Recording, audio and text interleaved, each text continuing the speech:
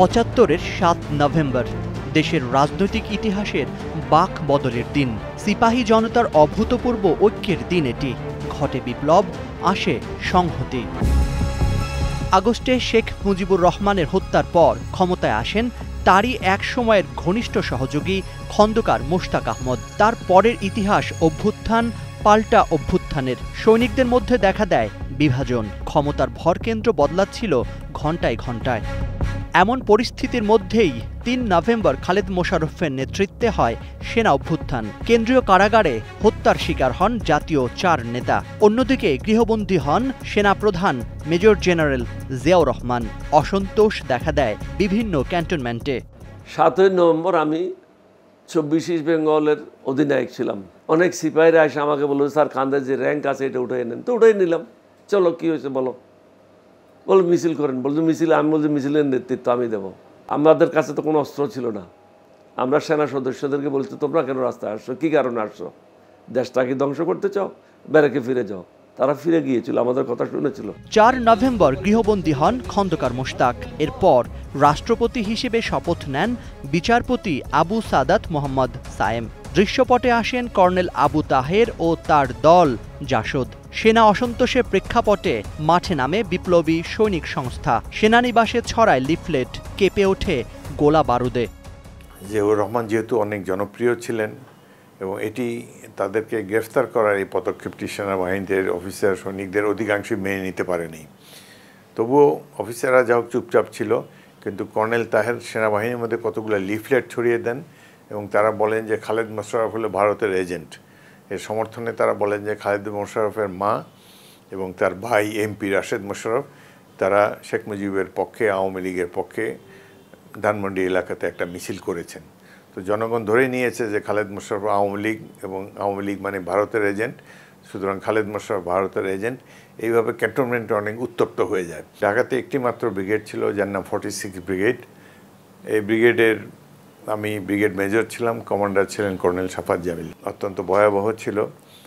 তো আমি ভাগ্যক্রমে মুক্তিযুদ্ধে যাদের কমান্ডার ছিলাম ৭১ সালে, সেই ইউনিটে গিয়ে আমি আশ্রয় গ্রহণ করি। সেখানে রাত ১২টার দিকে শুনতে পেলাম সিপাহি ভাই ভাই অফিসারের রক্ত চাই। চারিদিকে তুমুল গুলি বর্ষণ করছে সৈনিকেরা এবং অফিসারদেরকে ১৪ জন অফিসারকে হত্যা করেছে, তার মধ্যে ২ জন মহিলা। যারা সেদিন নিহত হয়েছে প্রত্যেকেই নিরীহ। সকালবেলা পরদিন সকালে নিহত হয়েছেন অভ্যুত্থানে অংশগ্রহণকারী ব্রিগেডিয়ার খালেদ মোশাররফ, কর্নেল নজমুল হুদা এবং একজন বেড়াতে আসা অফিসার লেফটেন্যান্ট কর্নেল হায়দার। তিনি তার মেয়ে দেখার জন্য, বিয়ের মেয়ে কনে দেখার জন্য ঢাকায় এসেছিলেন। জাস্ট দেখা করতে গিয়েছিলেন তার মুক্তিযুদ্ধকালীন কমান্ডার খালেদ মোশাররফের সাথে। ৬ নভেম্বর রাতে পাল্টা অভ্যুত্থান করেন সেনাবাহিনীর সিপাহীরা। সঙ্গে যুক্ত হয় সর্বস্তরের জনতা। ষড়যন্ত্র ও বিভাজন সরিয়ে যে ঐক্য প্রতিষ্ঠিত হয় তা মুক্ত করে জিয়াউর রহমানকে। ৭ নভেম্বর প্রথম প্রহরে বন্দিদশা থেকে বেরিয়ে আসেন তিনি। বেলা ১১টা নাগাদ খালেদ মোশাররফকে হত্যা করে বিক্ষুব্ধ সৈনিকেরা। একটা হলো বিদ্রোহ করেছেন সামরিক বাহিনীদের, পাকিস্তান সামরিক বাহিনীর বিরুদ্ধে সর্বপ্রথম। দ্বিতীয় হলো স্বাধীনতা ঘোষণা করেছেন। তৃতীয় হলো তার একটা ক্লিন ইমেজ ছিল, যার কারণে জনগণ তাকে সহজে গ্রহণ করেছিল। জিয়াউর রহমানকে বন্দি না করলে খালেদ মোশাররফ এগিয়ে আসতে পারতো না।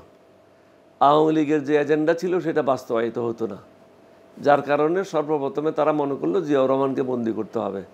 কিন্তু সিপাহীরা বা অফিসাররা, অনেক অফিসার যারা বাংলাদেশের প্রতি যাদের অবস্থান ছিল, তারা মনে করেছিল জিয়াউর রহমানকে মুক্ত না করলে বাংলাদেশ সঠিক পথে আগাবে না। যার কারণে ৭ই নভেম্বর আবার সংগঠিত হয় এবং শহীদ রাষ্ট্রপতি জিয়াউর রহমানকে বন্দিদশা থেকে মুক্তি করা হয়। এরপর শুরু সংহতিতে ফেরার যাত্রা।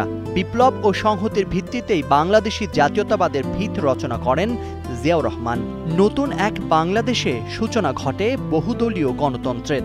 জিয়াউর রহমান কখনো রাষ্ট্র ক্ষমতায় যাওয়ার জন্য লালায়িত ছিলেন না, কিংবা তিনি তো অলরেডি তিনি অবসর গ্রহণের জন্য প্রস্তুত হয়ে গিয়েছিলেন। তিনি সেনাবাহিনীর এই নোংরামির মধ্যে থাকতে চান নাই।